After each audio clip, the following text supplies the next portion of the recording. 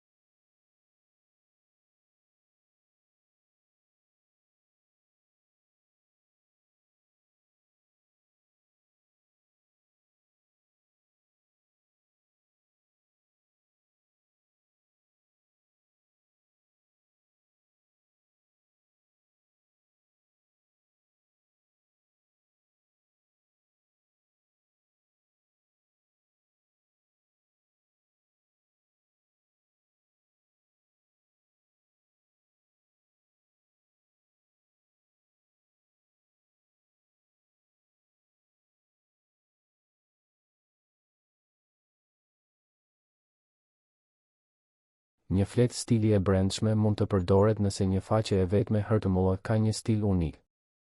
Stili i brendshëm përcaktohet brenda elementit style, brenda seksionit Head.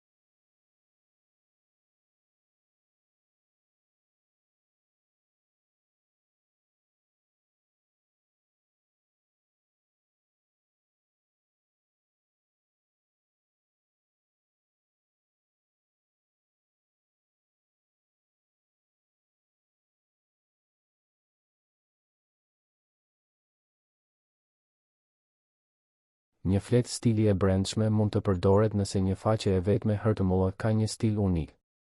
Stili i brendshëm përcaktohet brenda elementit style, brenda seksionit Head.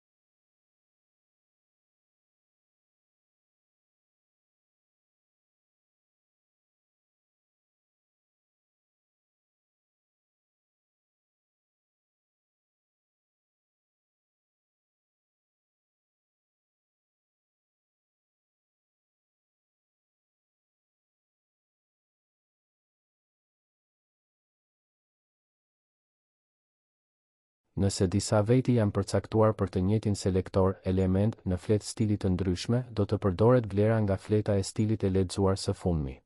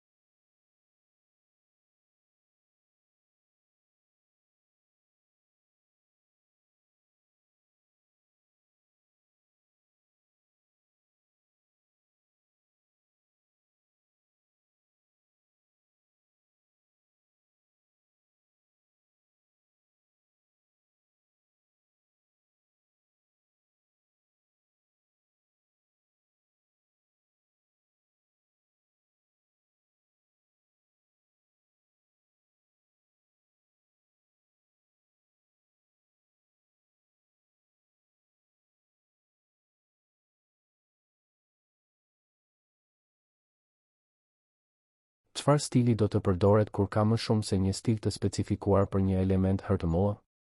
Të gjitha stilet në një faqe do të ngjiten në një fletë stili të re virtuale sipas rregullave të mëposhtme, ku numri 1 ka përparësinë më të lartë.